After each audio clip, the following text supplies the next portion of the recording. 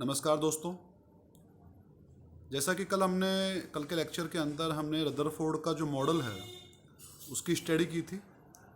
उसमें हमने उसका एक्सपेरिमेंटल सेटअप, उसके प्रेक्षण और उसके कुछ निष्कर्ष हमने कल निकाले थे। उस आधार पे आज हम लोग दो चीज़ स्टडी करेंगे। एक तो रदरफोर्ड मॉडल की उपलब्धियाँ और उसके बाद रदरफोर्ड मॉडल की कमियाँ। सबसे पहले उपलब्धियों के ऊपर आते हैं हम लोग। तो हेडिंग आप देख रहे हैं, रेड पेन से लिखा हुआ है रदरफोर्ड मॉडल की उपलब्धियाँ।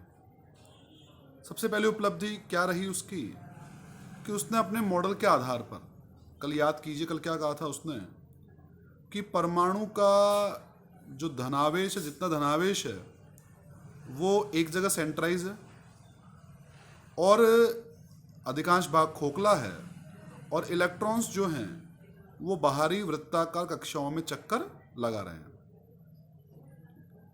तो जितना धनावेश नाभिक के अंदर है, समान ऋणावेश वृत्ताकार कक्षाओं में बाहर चक्कर लगा रहा है।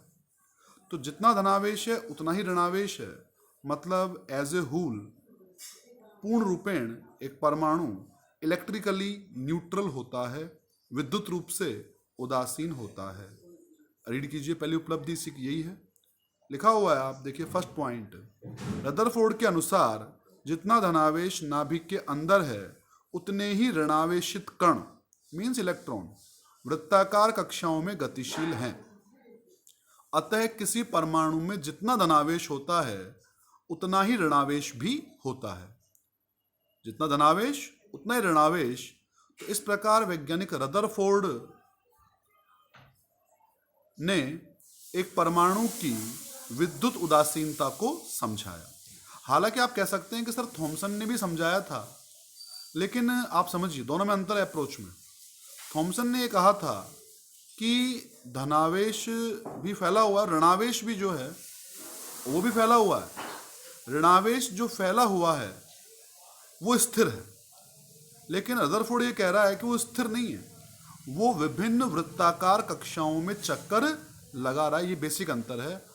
इलेक्ट्रो न्यूट्रलिटी, विद्युत उदासीनता तो थॉमसन भी समझाता है और रदरफोर्ड समझाता है, लेकिन अंतर यह है बेसिकली कि थॉमसन ने कहा कि जो इलेक्ट्रॉन्स है वो स्थिर हैं, लेकिन जो रदरफोर्ड उसने कहा कि नहीं, ये स्थिर नहीं है, वृत्ताकार कक्षाओं में चक्कर लगा रहे हैं।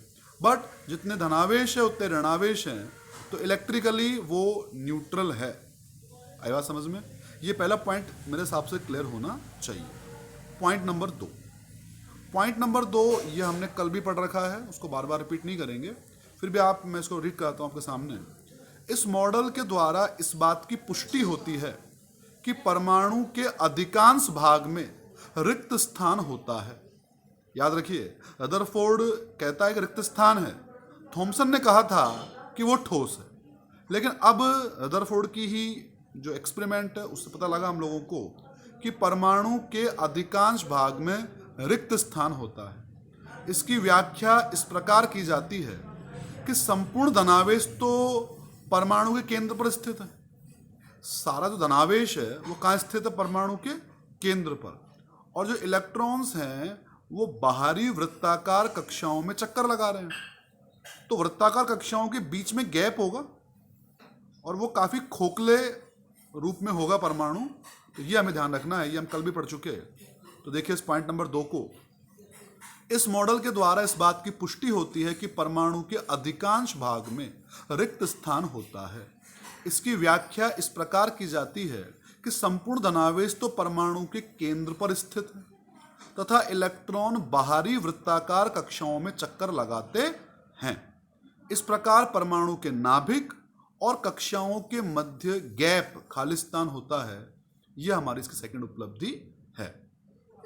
तीसरी उपलब्धि, इस मॉडल के द्वारा हम इलेक्ट्रॉन, परमाणु में से इलेक्ट्रॉन के उत्सर्जन की व्याख्या बहुत आराम से कर सकते हैं, क्योंकि नाभिक धनावेश सेंट्राइज है और इलेक्ट्रॉन विभिन्न कक्षाओं में चक्कर लगा रहे हैं।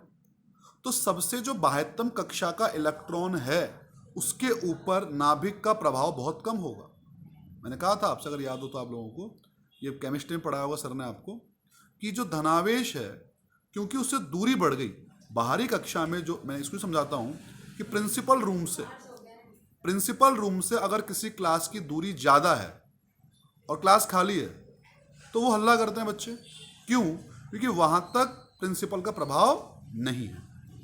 लेकिन प्रिंसिपल रूम से दूरी है मेन कारण।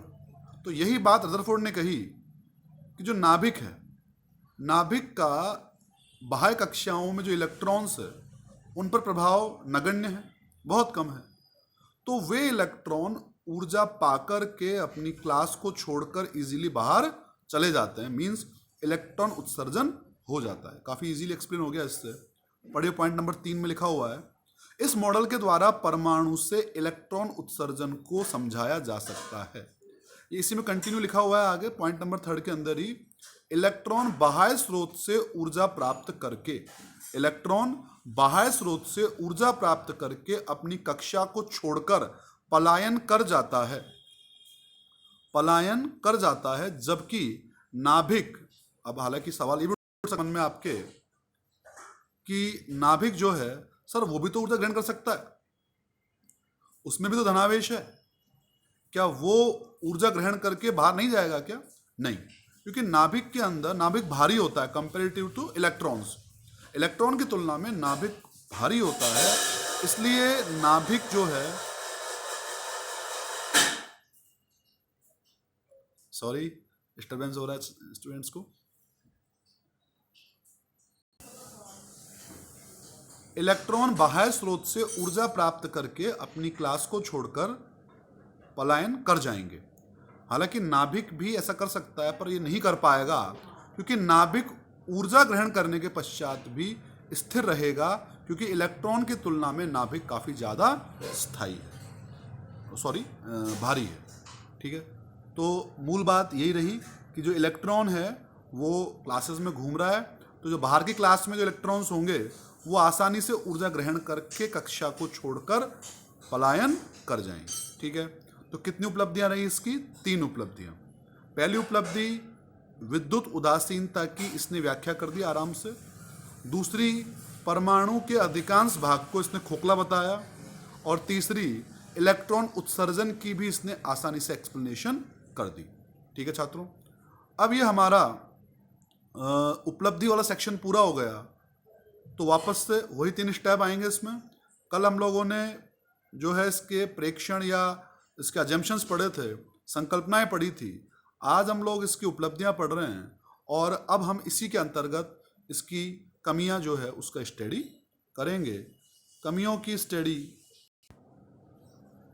यस, आप देख रहे हैं पेज नंबर 5, हेडिंग लगी हुई है रदरफोर्ड मॉडल की कमियां। ये इंपॉर्टेंट सवाल है, 2 बार या 3 बार बोर्ड एग्जाम में आ भी चुका। क्योंकि ये पार्ट 3 नंबर का है, तो एक अच्छा सवाल ये बनता है कि किसी भी मॉडल की कमियां आपसे पूछ सकता है 2 नंबर के अंदर। तो याद रखें इसको, रदरफोर्ड मॉडल की 2 कमियां। मैं 4 लिखी हुई है यहाँ पे, आप 2 लिख करके आनी है आपको एग्जाम में। अब जरा समझिए इस चीज़ को। ये डायग्राम जो आप देख रहे हैं, ये आपने शायद केमिस्ट्री में भी कहीं ना कहीं देखा होगा, पर अब इस डायग्राम को हमें समझना होगा कि ये चाहता क्या है कहना। सुनिएगा ध्यान से। रदरफोर्ड ने क्या कहा था? उसने कहा था कि इलेक्ट्रॉन वृत्ताकार कक्षा में चक्कर लगाते हैं। ठीक है, अब एक फैक्ट मैंने आपको बताया था, परसों बताया था, वो याद रखिए आप लोग, कि कोई भी आवेश जब त्वरित होगा, कोई भी आवेश जब त्वरित होगा तो वह अपने में से विद्युत चुंबकीय तरंगों का उत्सर्जन करेगा और अपनी ऊर्जा का ह्रास करेगा। पर शर्त क्या है? आवेश त्वरित होना चाहिए। क्लियर है ये बात? ठीक। अब एक बात क्लास 11 में मैंने पढ़ाई थी आपको, अगर याद हो तो, कि जब भी कोई कण वृत्ताकार पथ में गति करता है, वृत्ताकार पथ में, तो यद्यपि उसका वेग नहीं बदलेगा, लेकिन प्रतिक्षण उस वेग की दिशा बदलेगी। वेग की दिशा बदले चाहे वेग का परिमाण बदले, लेकिन वेग तो बदलता है, और वेग बदला तो निश्चित रूप से त्वरण की उत्पत्ति होती है। ठीक है, इसको मैं यूँ एक्सप्लेन करता हूँ। एक साइकिल अगर हम चला रहे हैं वृत्ताकार पथ में, तो आप देखिएगा उस साइकिल को चलाते वक्त हमें उस साइकिल का हैंडल प्रति क्षण घुमाना पड़ेगा। अगर हम नहीं घुमाएंगे तो हम वृत्ताकार पथ में गति नहीं कर पाएंगे। अब अगर साइकिल के वेग का परिमाण वही है, साइकिल 20 मीटर पर सेकंड से घूम रही है, लेकिन उस वेग की जो दिशा है वो बदल रही है, क्योंकि हमारा हैंडल जो है वो हर बार उसको हमें मोड़ना पड़ रहा है। तो याद रखिए वो भी गति जो है, उस गति के अंदर त्वरण उत्पन्न होता है। ठीक है, मैंने पहले समझाया था आप लोगों को, वृत्ताकार गति है तो त्वरण होगा उसके अंदर। तो याद कीजिए रदरफोर्ड ये कहता है कि इलेक्ट्रॉन जो हैं वो नाभिक के चारों ओर वृत्ताकार कक्षाओं में घूमते हैं। अब क्या हमारी शर्त की पालना हो रही है? क्या हो रही है? इलेक्ट्रॉन कैसा कण है? आवेशित। किस पथ में घूम रहा है? वृत्ताकार में। वृत्ताकार पथ में घूम रहा है तो ऑब्वियसली वो कैसी गति करेगा? वो त्वरित गति करेगा। त्वरित गति करेगा तो अपने में से ऊर्जा का विद्युत चुंबकीय विकिरणों के रूप में ह्रास करेगा, और इलेक्ट्रॉन ऊर्जा का ह्रास करेगा तो जो उसका सर्कल पहले था, अब वो सर्कल पहले की तुलना में छोटा हो जाएगा, उसमें उतनी एनर्जी नहीं बची, और जो जो एनर्जी उसमें कम होती जाएगी वैसे वैसे उस वृत्ताकार पथ की जो रेडियस है, जो त्रिज्या है, वो भी कम होती जाएगी, और अंत में कम होते होते उसकी ऊर्जा इतनी कम हो जाएगी कि वो नाभिक के अंदर डूब जाएगा। तो इसका मतलब ये हुआ कि इलेक्ट्रॉन नाभिक के चारों तरफ जब घूमेगा तो वो वृत्ताकार पथ में घूमने के कारण अपनी ऊर्जा का ह्रास करेगा। ऊर्जा का ह्रास करते करते करते अंत में वो नाभिक के अंदर डूब जाना चाहिए, पर ऐसा तो नहीं होता, वो नाभिक में नहीं डूबता, बल्कि अगर नाभिक में डूब जाता तो परमाणु स्थायी कैसे होता? परमाणु स्टेबल है, स्थायी है परमाणु। तो अगर ये थ्योरी हम अप्लाई करें तो वो तो स्थायी नहीं होना चाहिए, लेकिन वो तो स्थायी है। तो इसकी व्याख्या रदरफोर्ड नहीं कर पाया। ये मोस्ट इंपॉर्टेंट है, इसे आप ध्यान रखें। वापस मैं इसको रीड करवा रहा हूं, समझ में आपके आएगा। देखिए फर्स्ट पॉइंट लिखा हुआ है, जब इलेक्ट्रॉन नाभिक के चारों ओर वृत्ताकार पथ में गति करता है तो उसकी गति कैसी होती है? त्वरित होती है, क्योंकि वृत्ताकार पथ है। वृत्ताकार पथ में कोई भी कण गति करेगा तो गति कैसी होगी उसकी? त्वरित। हम जानते हैं कि त्वरित आवेशित कण विद्युत चुंबकीय तरंगों के रूप में ऊर्जा का उत्सर्जन करता है। ये फैक्ट होता है। ये फैक्ट हमारे पहले पार्ट में आएगा, अभी नहीं पढ़ाया मैंने आप लोगों को, जब वहां पढ़ाऊंगा तो समझा दूंगा वो ढंग से। पर अभी आप ये याद रखिए कि त्वरित आवेश विद्युत चुंबकीय तरंगों के रूप में ऊर्जा का उत्सर्जन करता है। ठीक है, अब दोनों को मिला दीजिए फैक्ट्स को, और अब मैं पढ़ रहा हूं आगे। अतः वृत्ताकार पथ में गतिशील इलेक्ट्रॉन भी अपनी ऊर्जा का ह्रास करेगा। यस, तो ऊर्जा का ह्रास किया तो इस कारण इलेक्ट्रॉन का वेग कम हो जाएगा, उसके पथ की त्रिज्या में कमी आएगी, और अंततः इलेक्ट्रॉन नाभिक में डूब जाएगा। क्या वास्तव में ऐसा होता है? क्या नहीं, वास्तव में ऐसा नहीं होता।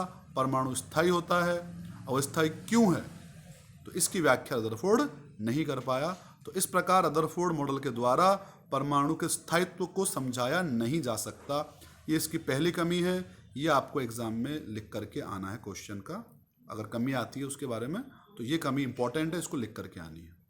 नंबर 2 कमी क्या कहता है वो देखिए, याद कीजिए कि वृत्ताकार कक्षा में इलेक्ट्रॉन जब घूमता है तो वो समस्त तापों पर, चाहे ताप कुछ भी हो, वो विद्युत चुंबकीय तरंगों का उत्सर्जन करता है।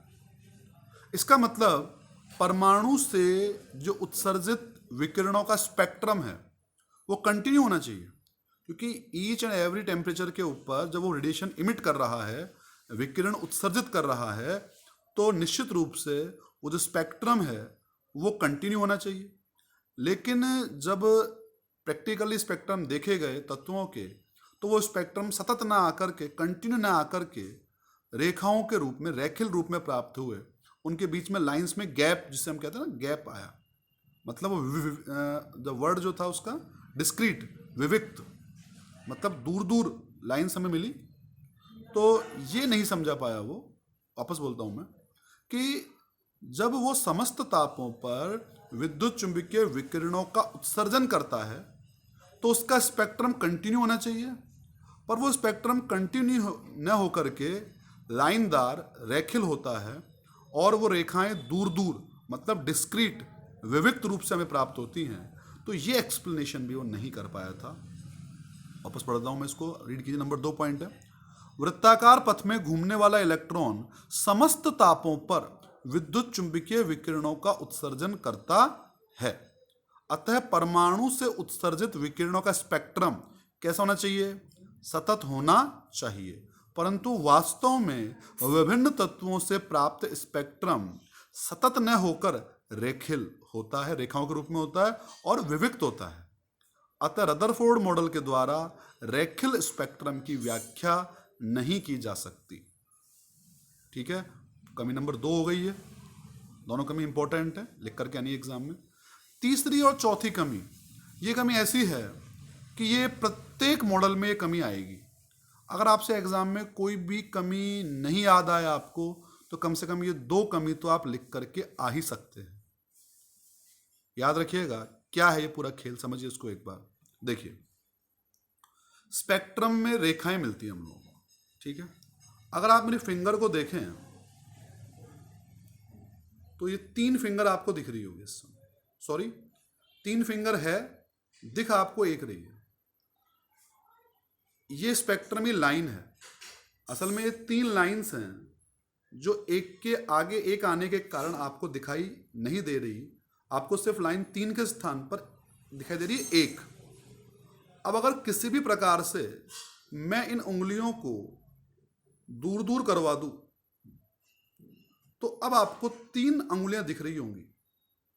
विपाटन हो गया, उंगलियां दूर दूर हो गई और अब ये 3 उंगलियां हमें स्पष्ट रूप से दिखाई दे रही हैं। बिल्कुल ऐसा ही होता है जीमान और स्टार्क प्रभाव के अंदर। वापस बोलता हूं मैं, देखिए 3 स्पेक्ट्रमी रेखाएं, 2 स्पेक्ट्रमी रेखाएं एक जगह आ जाती हैं। अब उन स्पेक्ट्रमी रेखाओं को हमें अलग अलग करके देखना है। तो अलग अलग करके देखने के लिए स्टार्क ने और जीमान ने, स्टार्क ने उपयोग किया था विद्युत क्षेत्र का। किसका? विद्युत क्षेत्र का। और जीमान ने उपयोग किया था चुंबकीय क्षेत्र का। याद रखिए, स्टार्क ने विद्युत क्षेत्र का और जीमान ने चुंबकीय क्षेत्र का। और स्पेक्ट्रम में जो रेखाएं थी वो एक बिना विद्युत क्षेत्र के वो एक के ऊपर एक आ जाती हैं, तो हमें वो दिखाई देती है सिंगल। लेकिन अगर हम विद्युत क्षेत्र लगा दें तो वो अलग अलग हो जाएंगी और वो स्पेक्ट्रमी रेखाओं का कहलाता है विपाटन। स्पेक्ट्रमी रेखाओं का विपाटन, ठीक है। तो देखिए पॉइंट नंबर 3 पढ़िए। स्पेक्ट्रमी रेखाओं का विद्युत क्षेत्र की उपस्थिति में, विद्युत क्षेत्र में लगा दिया तो उससे उनका क्या हो गया? विपाटन हो गया। विपाटन मतलब जो रेखा हमको पहले 1 दिखाई दे रही थी वो अब हमें 1 के स्थान पर 2 या 3 दिखाई दे रही है। तो इसे हम कहते हैं स्टार्क प्रभाव, क्योंकि स्टार्क जो वैज्ञानिक था उसने किया था इसको, तो स्टार्क प्रभाव कहते हैं इसको। इसकी व्याख्या रदरफोर्ड मॉडल से संभव नहीं है। ये याद रखिए, ये कमी आपके जो बोर मॉडल है उसमें भी आएगी। इसलिए ये तो 2 ऐसी कमियां हैं, इनको आप कहीं भी लिख सकते हैं आसानी से। जब कोई भी कमी याद नहीं आए तो ये 2 हमारे को बचा लेंगे।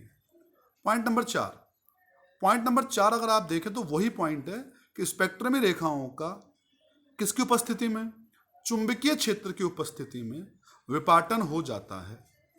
इसे जीमान प्रभाव कहते हैं और इसकी व्याख्या भी रदरफोर्ड मॉडल से संभव नहीं है। तो कुल मिलाकर के 4 कमियां हो गई।